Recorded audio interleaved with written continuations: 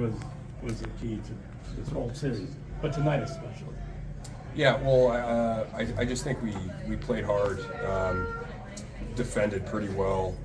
You know, we talk about winning the special teams battle, which we did on the series. And the big thing I think in playoffs is emotions can get so high. So it's just about controlling those. I think we did a pretty good job overall of after a goal scored for or against, or you know, little bumps in the road of recovering and responding pretty well, which like I said, people's emotions can swing so high and so low, and that's when you get off course. And I thought we did a good job of managing those, and everybody played super hard. We didn't have any passengers, which you can't this time of year, so you know, that's what got it done, and the guy back in the goal helps too. Navigating the beginning of the third period, what did you have to tell your team yesterday, the 5-on-3 like that? We had a 5-on-3 or 3-on-5 in game one against them, so had a little bit of a look and was able to go over that a little bit. It's nice when you have one of those, if you're going to have one at intermission, so you can just refresh their minds with video. And they did a really good job there, obviously. So, you know, we kind of knew somewhat to expect as far as what the look we were going to see, and just touched up for a few minutes in between intermissions, and they did a great job.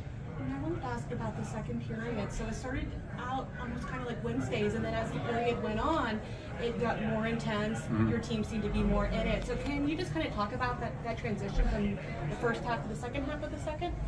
Yeah, well, that's something we have to do a better job of managing. I think the last two games really good first periods, and you know the team's going to push a little bit after a reset, and we've gotten hemmed in our end there a couple times at the beginning of the second period, and all it really is a little bit of execution. You know, you feel like you don't have as much time as you really do, and there's a little bit of sometimes panic in those plays, and execution gets a little sloppy, and then on the long change the ice can tilt pretty quickly. So something we need to clean up, certainly coming out of the periods there, but I thought we did a better job tonight compared to the other day as far as kind of mitigating that and tilting it back the other way a little bit quicker. So it's just execution, supporting each other, a little bit of talk, gets you through those kind of chaotic situations where you feel like you're on your heels. That might not always show up on the score sheet. Yeah, well, again, it's hard because I don't think we've had any passengers to single it out. I guess for me, I think up front, the line, the Dunn line, Pierce and Whalen, they just play so damn hard that it's hard to play against, and they're predictable and in straight lines, and again, not on the score sheet all the time, but I put them against the team's top lines, and they frustrate the hell out of them. And I think all series long and all season long when they've been together, there's somebody I can put on when we are hemmed in our end. They can flip the script because they're straight lines and they're direct, and then they have them in their end, and then we can start tilting the ice. They set that next line up for us really well.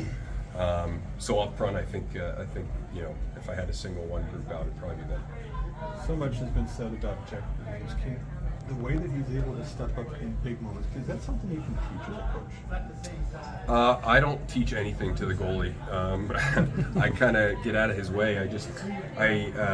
You know, I talk to Jed a lot, and he's been here for 3 years. As far as the technical stuff, there's nothing, but it's all about his process as a pro.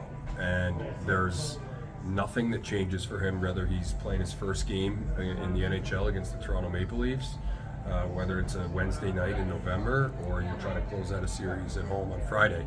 He just does things the same way. So he's not nervous in the net in the big moments, because it's what he does every day.